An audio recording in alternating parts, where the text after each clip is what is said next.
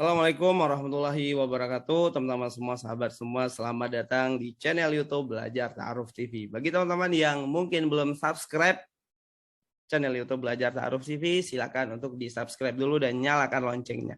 Saya Agus Ariwibowo, akrab disapa Uda Agus. Di channel YouTube Belajar Ta'aruf TV ini saya rutin sharing tentang pranikah, pernikahan, dan juga insya Allah nanti ada tentang pengasuhan ya atau parenting. Nah, di video kali ini ya, ini adalah segmen menarik ya, terbaru ya di channel YouTube Belajar Ta'aruf TV, yaitu adalah saya akan bacain pertanyaan-pertanyaan yang masuk di Instagram ya, di Instagram saya dan juga Instagram Belajar Ta'aruf ya. Jadi bagi teman-teman yang mungkin belum follow Instagram saya ya, boleh follow @agusariwibowo_ ya, dan juga follow @belajar ta'aruf ya. Di sana kita juga sering rutin setiap hari ya, banyak tips ya, banyak ilmu insya Allah. Nah, kita mulai ya. Jadi ini ada banyak banget pertanyaan yang masuk di Instagram gitu ya, dan ini mudah-mudahan ya penanyanya nonton videonya ya, karena banyak jadi saya pilih ya. Nah, pertanyaan pertama nih ya, jangka waktu ta'aruf itu berapa bulan?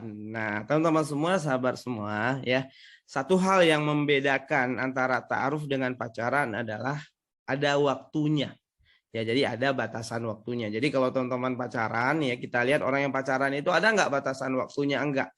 Makanya seringkali kita bisa lihat ada orang yang pacaran itu sampai 10 tahun bahkan ya, 15 tahun gitu kan. Atau bahkan ada yang sampai 20 tahun ya, itu kredit 2 rumah udah selesai itu ya. Nah, dia pacaran belum selesai juga gitu ya. Itu kalau pacaran ya. Sementara ta'aruf ya, yang membedakannya adalah waktunya dibatasi ya, idealnya 3 bulan. Ya, jadi kalau misalnya mentok gitu ya, masih kurang lah ya, paling panjang lah 4-5 bulan. Tapi idealnya adalah 3 bulan. Jadi dalam waktu 3 bulan itu teman-teman bisa manfaatkan untuk mengenali kepribadian seseorang, untuk mengenali karakter seseorang, untuk mengenali dan menemukan ya apakah cocok atau enggak dengan orang tersebut. Ya. Nah, gimana tuh caranya? Ya banyak caranya, panjang gitu ya, dan itu biasanya saya bahas ya detailnya di kelas Pranikah Belajar Ta'aruf ya. Kita punya program kelas Pranikah Belajar Ta'aruf selama 25 hari ya. Di sana saya akan sharing ya dalam format webinar, 4 kali webinar. Satu kalinya itu sekitar 2 jam, jadi 8 jam pembelajaran, puas lah ya, kenyang insya Allah ya. Nah, bagi teman-teman yang mungkin tertarik ya belajar lebih dalam ya, nanti bisa cek ya di Instagramnya @belajar_ta'aruf dan klik link di bio-nya dan bisa daftar kelas belajar ta'aruf ya. Jadi itu jawaban yang pertama ya, bahwa ta'aruf itu idealnya 3 bulan. Pernah ta'aruf? Wah, pernah 2 kali ta'aruf, sepertinya mereka paham agama. Tapi mereka mundur karena penyakit genetik saya. Gimana ini? Apakah boleh seperti itu? Nah, boleh nggak misalnya nih teman-teman ta'aruf nih dengan seseorang, lalu karena satu dan lain hal teman-teman mundur atau mengakhiri. Ya, satu dan lain hal itu bisa karena banyak hal ya, bisa karena agamanya mungkin, bisa karena fisiknya, ya bisa juga karena penyakitnya. Nah, boleh nggak? Ya boleh-boleh saja. Ya, jadi dalam proses ta'aruf itu bukan berarti nih ya paham agama terus memaksakan diri cocok ya dan menerima dengan menikah dengan seseorang, enggak ya. Paham agama itu juga boleh memilih kok ya. Masa teman-teman semua dianggap wanita solehah terus harus menerima lamaran dari kakek-kakek usia 65 misalnya, mau dijadiin istri ketiga gitu kan. Paham agama apakah harus menerima seperti itu? Enggak juga. Jadi paham agama itu boleh memilih. Jadi agama kita Islam ya itu membolehkan memilih ya, menolak atau mengakhiri ya apabila enggak cocok ya. Nah, alasannya karena penyakit, boleh enggak? Ya boleh-boleh saja. Itu kan hak orang ya. Jadi nggak masalah ya. Jadi ya bagi teman-teman mungkin yang memiliki penyakit gitu ya, atau mungkin memiliki ada apa gitu ya dengan fisiknya dan sebagainya, dan orang lain ya merasa nggak cocok dengan teman-teman, dan itu nggak ada masalah ya, nggak ada masalah. Insya Allah suatu saat nanti teman-teman akan ketemu ya dengan seseorang yang bisa menerima dan cocok dengan teman-teman ya. Karena itu haknya ya, jadi nggak perlu kesal juga ya sama dia. Ini kok saya ditolak gitu ya, nggak perlu demikian ya. Kita cari pertanyaan selanjutnya ya. Ini banyak banget, jadi kita seleksi ya. Bagaimana kalau cowok GR? Wah. Cowok GR dikira yang cewek minta ta'aruf lewat teman si cowok ya, malu-maluin bener ya. Ya kalau dia GR ya udah cuekin aja gitu ya, GR atau dia merasa diajak ta'aruf, dia merasa disukai gitu ya. Padahal nih mbaknya nggak suka gitu ya, mbak nggak ada ngajak dia ta'aruf, ya sudah cuekin aja gitu ya, biar aja dia dengan kegeerannya ya.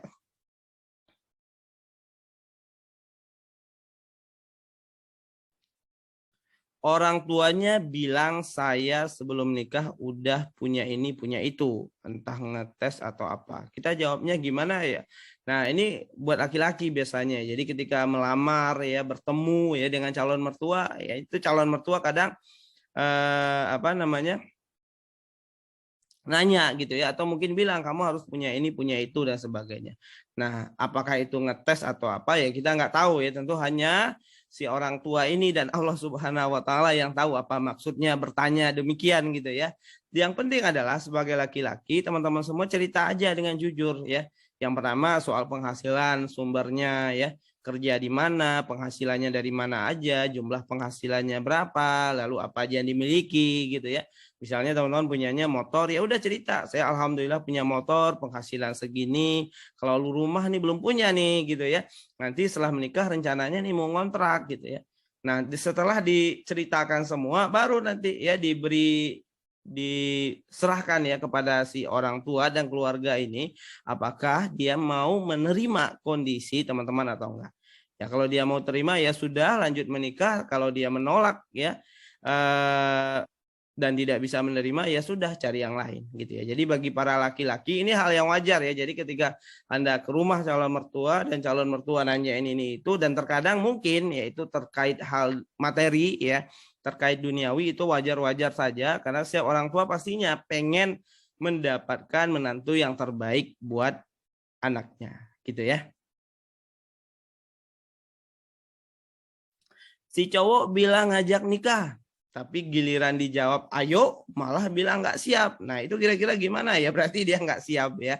Bisa jadi dia ngajaknya itu buat main-main ya, atau buat ngetes gitu kan. Atau malah dia berharap ketika dia ngajak wanita menikah ya, harapannya jawabannya dari wanita itu jangan nikah dulu gitu kan. Ternyata nih wanitanya mau ya ngajak nikah balik, ayo kita nikah. Ternyata dianya nggak siap, ya udah.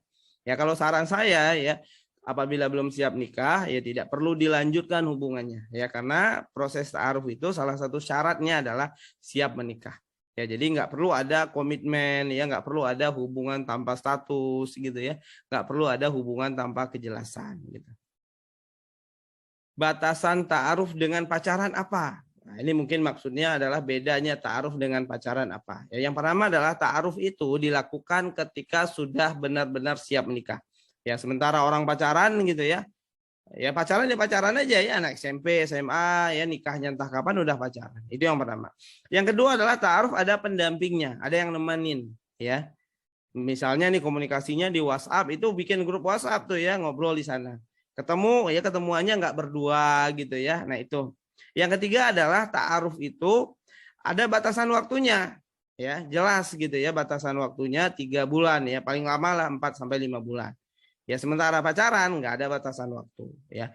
Lalu yang keempat adalah dalam proses ta'aruf, khususnya di belajar ta'aruf kita belajar ada alurnya, ada step by stepnya. Ya mulai dari ngapain lalu ngapain lagi itu ada, bagaimana terakhirnya ada. Ya, nah proses ta'aruf itu jelas ya, apa yang digali, apa yang dikenali gitu ya, apa yang didiskusikan ya, bahkan di belajar ta'aruf diajarkan ada lebih dari 18 topik yang penting dan perlu didiskusikan di proses ta'aruf ya. Nah, jadi begitu teman-teman semua, itulah kurang lebih ya bedanya antara ta'aruf dan pacaran ya. Lalu yang terakhir ya, jika alasan menolak ta'aruf karena ingin kuliah, apakah laki-lakinya memaklumi atau tidak ya? Jadi gini ya, jadi dalam menolak seseorang ya, entah itu menolak ta'aruf, entah itu menolak lamaran orang ya, teman-teman nih yang wanita dilamar nih sama seseorang gitu ya, lalu ditolak, lalu mau nolak ya, nggak cocok misalnya. Yang pertama adalah nggak perlu dikasih alasan. Ya, jadi menolak seseorang itu nggak perlu pakai alasan, itu yang pertama. Yang kedua adalah menolak itu adalah hak teman-teman. Ya, ya, jadi teman-teman bebas menerima siapapun ke dalam hidup teman-teman, dan teman-teman juga bebas ya menolak siapapun ya untuk menjadi pasangan hidup teman-teman. Ya, jadi nggak perlu dipusingin ya, nggak perlu dipikirin dia terima atau tidak ditolak, dia maklum atau nggak ditolak, nggak perlu dipikirin ya. Yang penting adalah kalau nggak suka ya udah ditolak, ditolak dengan cara yang baik-baik ya. Cara yang baik itu tentu adalah cara yang tidak menghina, cara yang tidak merendahkan gitu ya, tidak menjelekkan dia. Misalnya ada seseorang nih yang ngelamar teman-teman, lalu teman-teman bilang, kamu jelek, kamu miskin. Nah, itu menghina. Nah, itu nggak boleh, itu dihindari. Tapi kalau misalnya dijawab baik-baik, mohon maaf, saya tidak bisa menerima lamarannya karena saya merasa tidak cocok dengan Anda. Nah, itu boleh. Gitu ya. Jadi begitu teman-teman semua, sahabat semua, ya, demikian ya sesi menjawab pertanyaan ya, bacain pertanyaannya. Insya Allah nanti di video selanjutnya kita akan bacain lagi beberapa DM yang masuk ke Instagram saya. Dan bagi teman-teman semua yang mau bertanya juga boleh di kolom komentar, mau ngasih masukan juga boleh di kolom komentar, punya ide ya tema apa yang dibahas tulis di kolom komentar ya, dan jangan lupa juga untuk di like dan juga di share ke teman-temannya, mudah-mudahan bermanfaat ya. Sekian dari saya, assalamualaikum warahmatullahi wabarakatuh.